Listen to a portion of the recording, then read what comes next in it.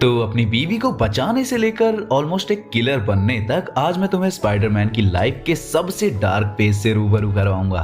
तो hello Webtastic fans, मेरा नाम है सत्यम मिश्रा और तुम चाहो तो मुझे प्यार से मिस्टर वेब भी बुला सकते हो, जो कि कोई बुलाता नहीं है। तो समय को सर आंखों पर रखते हुए चलिए शुरू करते हैं। तो इस सब की शुरुआत हुई थी सिविल वॉर से, जब टोनी स्टार्क ने स्पाइडरमैन का मास्क उतरवा के उसकी आइडेंटिटी पूरी पब्लिक के सामने रिवील करवा दी थी और वो फंस जाता है इस सुपर हीरो की बैटल में, Iron Man versus Captain America. हर किसी की नींद खराब थी इस फाइट की वजह से। हीरोज मारे जा रहे थे और दुनिया तबाह हो रही थी, पर किंग पिन इसका फायदा उठाने की सोचता है। जैसे ही स्पाइडरमैन का राज पता चलता है, वो एक स्नाइपर को उसके पीछे भेज देता है। पीटर अपने घर पे था, खिड़की के पास एमजे से बात कर रहा था, तभी वो स्नाइपर एमजे पर गोली चलाता है। पीटर की सेंस जागती है और वो जंप करके एमजे को बचा लेता है, पर पीटर एमजे को तो बचा लेता है लेकिन वो गोली जाके आंट मे को लग जाती है। पीटर गुस्से में घर से बाहर भागता है। वो एक कार उठाकर स्नाइपर की बिल्डिंग में फेंक देता है। वो स्नाइपर की लाइफ की परवाह किए बिना आंट मे को लेकर हॉस्पिटल की विंडो तोड़ते हुए अंदर घुस जाता है और वो आंट मे को वहां अकेला छोड़ देता है ताकि उसकी वजह से सिचुएशन और न बिगड़ जाए। आंट मे मर रही थी। एमजे ने सारी सेविंग्स, अपने सारे पैसे निकाल कर आंट मे के लिए हॉस्पिटल में दे दिए। हॉस्पिटल में उसका रियल नाम भी नहीं बताया ताकि किलर वापस उनके पीछे ना आए, पर आंट मे के बचने की उम्मीद ना के बराबर थी। फिर स्पाइडरमैन लोगों के हाथ पैर तोड़ देता है ताकि वो बता सके कि स्नाइपर कौन था और उसे भेजा किसने था। स्नाइपर इस बैटल में मारा जाता है और पीटर को पता चलता है कि ये किंगपिन था जिसने स्नाइपर को हायर किया था। एमजे उसे फोन पे बताती है कि आंट में मशीन्स पर जिंदा हैं, पर डॉक्टर ने बोला है कि हमें खुद को तैयार कर लेना चाहिए बुरे अंत के लिए। तो वो अपना ब्लैक सूट पहनता है और रेडी होता है किंगपिन को मारने के लिए। तो पीटर पहुंचता है राइकर्स आइलैंड, जहां किंगपिन जेल में बंद था। वो हैक करके पूरी जेल में कैदियों के सेल को खोल देता है ताकि वो बाहर आए मेन हॉल में। किंगपिन भी वहां आता है। किंगपिन बोलता है, हम आज कई लोगों से घिरे हुए हैं, ठग्स, रेपिस्ट, मर्डरर्स, साइको, पर उन सब के सामने है एक बेवकूफ जो अच्छाई पर भरोसा करता है, गवर्नमेंट पे भरोसा करता है, लोगों पर भरोसा करता है और भरोसा करता है एक टीन के डब्बे पर जिसने उसका चेहरा दुनिया को दिखा दिया। उसके दोस्त उसे छोड़ चुके हैं, उसकी वाइफ एक गरीबों वाली मॉडल में रह रही है और उसकी आंट एक हॉस्पिटल बेड पे है, क्योंकि ये बेवकूफ बस एक सेकंड के लिए खड़ा नहीं रह सकता ताकि उस बुलेट का शिकार बन जाए जो इसके नाम की थी। पीटर कुछ नहीं बोलता, वो बस उसे किक और पंच मारने लगता है लगातार। पर मार खाने के बाद भी किंगपिन खड़ा होकर उसकी साइलेंस का मजाक बनाता है। देखो, इसका रेगुलर ह्यूमर और इंसल्ट्स भी नहीं बची, अब इसके पास कुछ नहीं बचा इसके पास, सिर्फ बदले के सिवा, जो भी बेवकूफी है, क्योंकि जब तूने सब कुछ बर्बाद कर ही दिया है जिसके लिए तू जाना जाता था, पर अपनी औरत को विक्टिम बना दिया, तो ह्यूमर के अलावा बचा क्या है तेरी जिंदगी में। पीटर फिर भी कुछ नहीं बोलता, वो बस उसे मारने लगता है, उसका खून निकाल देता है और किंगपिन कुछ नहीं कर पाता। बेवकूफ स्पाइडरमैन, तू यहाँ मुझे मारने आया था ना, तो तू यहाँ लड़ने आया है कि डांस करने, कुछ तो बोल। पीटर फाइनली अपना मुंह खोलता है। ये सूट क्या रिप्रेजेंट करता है तू कभी नहीं समझ सकता। ये सूट प्रॉमिस है उन चीजों का जो मैं कभी नहीं करूंगा, उन लाइंस का जो मैं कभी क्रॉस नहीं कर सकता, क्योंकि अगर मैंने लाइन क्रॉस की तो वो इस सूट के आइडल्स के अगेंस्ट होंगी। स्पाइडरमैन तुझे कभी नहीं मार सकता, पर पीटर पार्कर मारेगा। और इस बिना कोई इमोशन के कोल्ड लाइंस बोल के वो किंगपिन को मारने लगता है। कैदी जोर जोर से चिल्लाने लगते हैं लेकिन पीटर को कुछ सुनाई नहीं देता। यहाँ कोई क्राउड नहीं है, कोई जोक्स नहीं है, कोई ह्यूमर नहीं है, कोई ट्रिक्स नहीं, कोई वेब्स नहीं। यहाँ बस एक टारगेट है जिसने पीटर के प्यार पर बुलेट चलाई और उसकी फैमिली को हर्ट किया है। और पीटर किंगपिन को मार मार के उसके कपड़े फाड़ देता है और फिर से अपनी कोल्ड आवाज में बोलता है, तू कुछ भूल गया है फिस्क, कुछ ऐसा जो तुझे याद रखना चाहिए था किसी बूढ़े और कमजोर पर गोली चलाने से पहले। तेरे पूरे पैसे के साथ, तेरी बड़ी बड़ी बातों के बावजूद भी तो कुछ नहीं है। तेरे पास कोई पावर नहीं है, तू बस एक मोटा आदमी है जिसके अंदर भर भर के एटीट्यूड है, एक बलून जो वेट कर रहा है एक नीडल के तेरे अंदर घुसने का।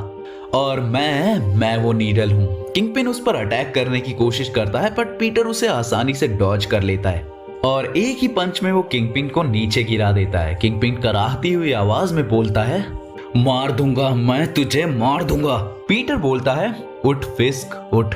फिस्क बोलता है नर्क में जा, मैं उठ जाऊंगा जब मैं उठ पाऊंगा। तो पीटर इस मोटे फिस्क को उसकी छाती की चमड़ी से पकड़ता है जैसे कोई कपड़ा हो और उठा के एक के बाद एक 10 चांटे देता है, जिससे उसके खून आने लगता है और उसके मुंह में रिस्ट घुसाते हुए बोलता है बलून नीडल, अब सुन, अब आगे क्या होगा। मैं तेरे गले में अपने वेब्स डालूंगा, इतने डीप डालूंगा कि वो तेरे फेफड़ों में घुस जाएंगे, पूरी तरह से तेरी बॉडी को भर देंगे कि उन्हें निकालने के लिए डॉक्टर्स को तुझे काटना पड़ेगा। पर तब तक तू ऑलरेडी मर चुका होगा। मैं तेरे पूरे सिस्टम को एक बड़े से जाल के गुच्छे में बदल दूंगा और मुझे बस 3 सेकंड्स लगेंगे। 1 2 3।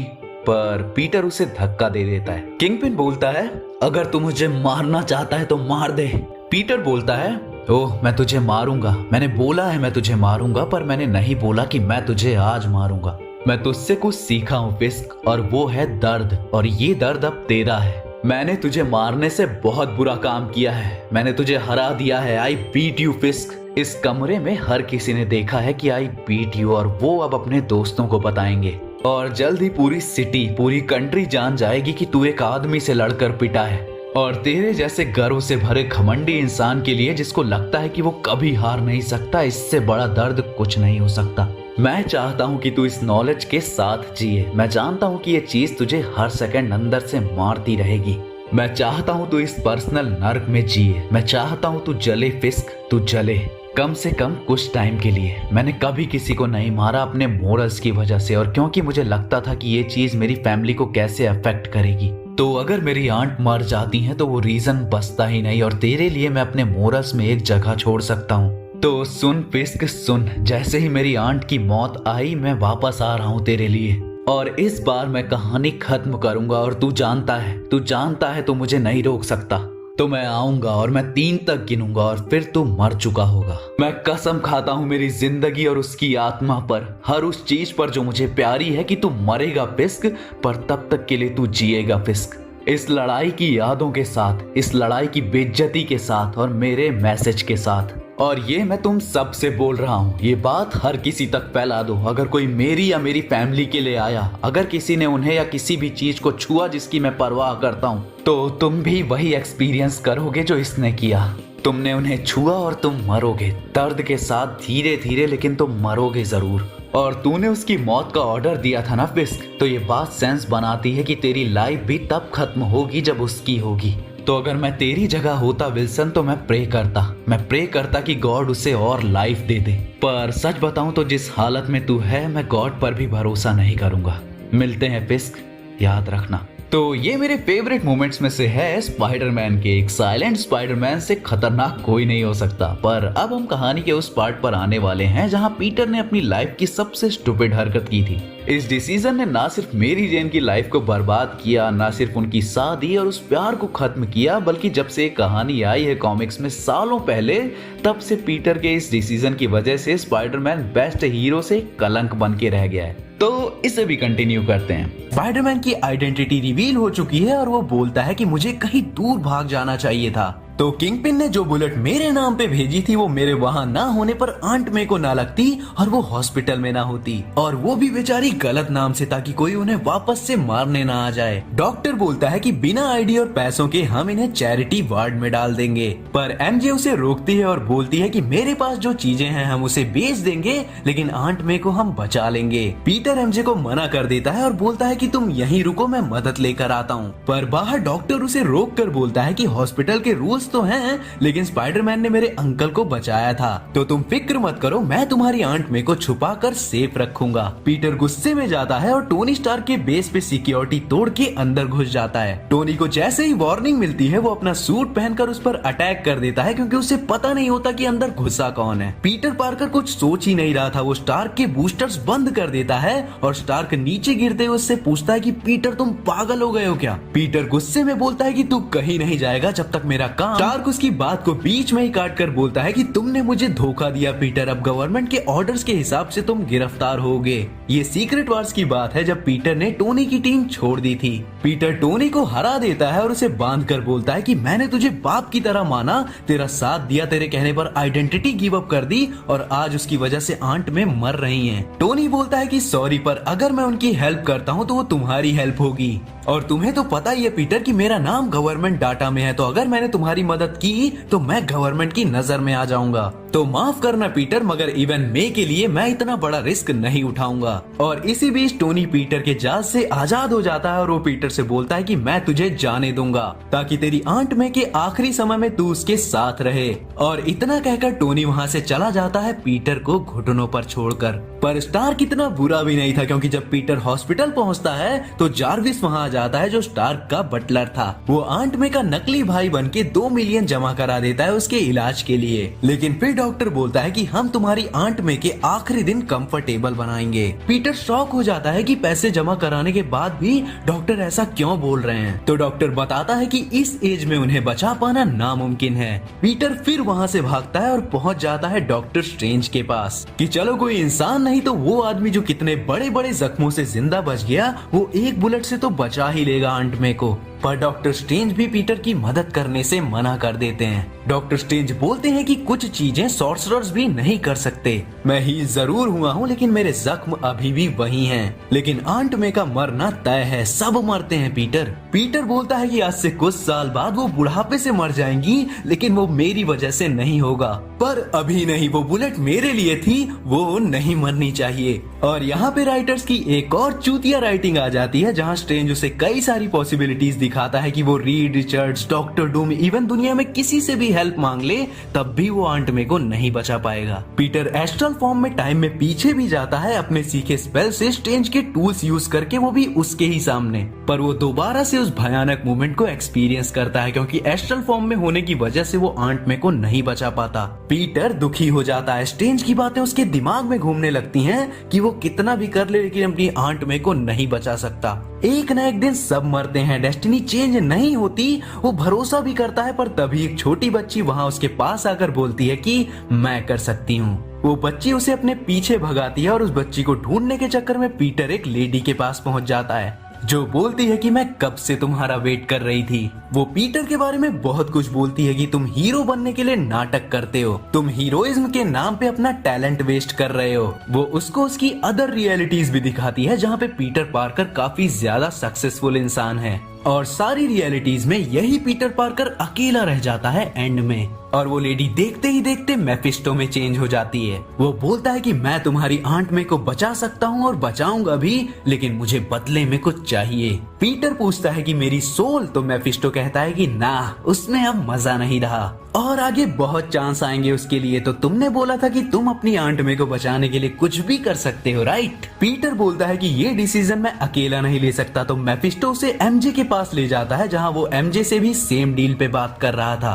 पीटर पूछता है कि तुझे क्या चाहिए, तो मेफिस्टो बोलता है कि मुझे वो चाहिए जो तुझे अपने सबसे बुरे दिनों में भी खुश रखता है, जो तेरी ताकत का कारण है और जिसकी वजह से तेरी लाइफ डार्कनेस में नहीं जाती। मुझे तेरा प्यार, तेरी शादी चाहिए पीटर। एमजे पूछती है कि वो कैसे, तो वो बोलता है कि तुम अपनी दुनिया एंजॉय कर लो बस एक दिन के लिए, और उसके बाद फिर तू अपना प्यार, तुमने जो अब तक साथ में पल बिताए और ये सारी डील, इन सब के बारे में भूल जाओगे। तुम दोनों के साथ देखे सपने, तुम्हारी रिलेशनशिप और ये शादी एग्जिस्टेंस से ही मिट जाएगी, पर तुम्हारी सोल के एक छोटे से हिस्से को ये बात याद रहेगी और वो अंदर से चिल्लाएगी, रोएगी दर्द में, और ये इटर्निटी तक मुझे सुकून देती रहेगी। और इतना कहकर मेफिस्टो वहाँ से चला जाता है। एमजे रोती है और खुद को संभालने की कोशिश करती है और पीटर से बोलती है कि मुझे हेट मत करना ये कहने पर, लेकिन मैंने अच्छी जिंदगी बिताई है तुम्हारे साथ, हमारे साथ, और तुमने अभी तक उन्हें खुश और जिंदा रखा है। पर एक न एक दिन हम सब मरते ही हैं ना, तो शायद ये अभी आंट मे का टाइम है।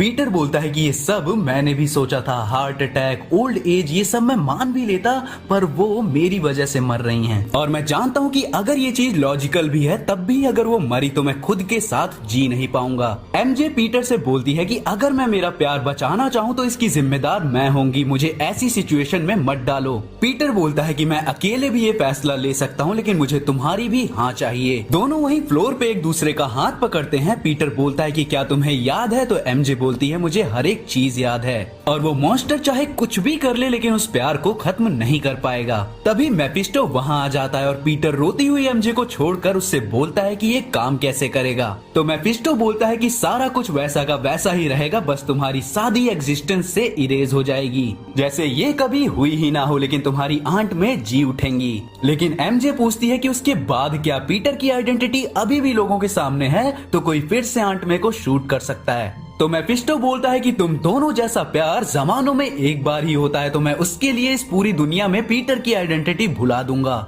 ये सुनकर एमजे बोलती है कि तब फिर मेरी हाँ है, लेकिन तुम मुझसे वादा करो कि तुम पीटर की जिंदगी वापस से ट्रैक पर ले आओगे, ताकि उसे वापस से खुश रहने का एक और मौका मिल पाए। तो वो उसके कान में कुछ बोलती है और दोनों के यस बोलते ही मेफिस्टो ये कर देता है। पर मेफिस्टो ये चीज खत्म होने से पहले एक और चीज बोलता है कि जो छोटी बच्ची पीटर को मिली थी वो उन दोनों की बेटी होती अगर वो उसकी डील ना मानता तो। और उसके बाद एक झटके में सब खत्म। पीटर वापस अपने घर पे उठता है जैसे कि कुछ हुआ ही ना हो। और ये स्टोरी पीटर की कहानी वहाँ से चालू करती है जब वो एमजे से ब्रेकअप कर चुका था और वो बस ऑसबॉर्न की पार्टी एंजॉय करता है और पीटर को देखकर एमजे पार्टी छोड़कर। तो ये थी कहानी पीटर की गलती की, और इसके चलते अब कोई अच्छी स्पाइडरमैन कॉमिक नहीं आती। मार्वल कॉमिक के बेस्ट कपल अलग हो चुके हैं। लोग स्पाइडरमैन कॉमिक से ज्यादा व्हाट इफ और अल्टरनेटिव यूनिवर्स को पढ़ रहे हैं। स्पाइडरमैन की मेन कॉमिक साइड कैरेक्टर जितनी भी सेल नहीं हो रही हैं और सब बस पीटर और मेरी जेन हेटर बन चुके हैं। पर मैं नहीं, मैं बस पीटर को किंगपिन के पीटने तक की कहानी को कैनन मानता हूँ। फिर उसके बाद मैं सोच लेता हूँ कि ये मार्वल के बेस्ट कपल अपने बच्चों के साथ किसी और दुनिया में खुश हैं। तो इस बेकार स्टोरी को छोड़कर ये बताओ कि जो किंगपिन वाला पूरा सीन था वो तुम्हें कैसा लगा और तुम्हारा फेवरेट सुपर हीरो सीन कौन सा था? ये वाला जहां स्पाइडरमैन ने किंगपिन को बीट किया या डेयरडेविल वाला? कमेंट्स में जरूर बताना। तो मैं मिलता हूँ किसी और वीडियो के साथ, तब तक के लिए बी वेबटास्टिक, बी फैंटास्टिक।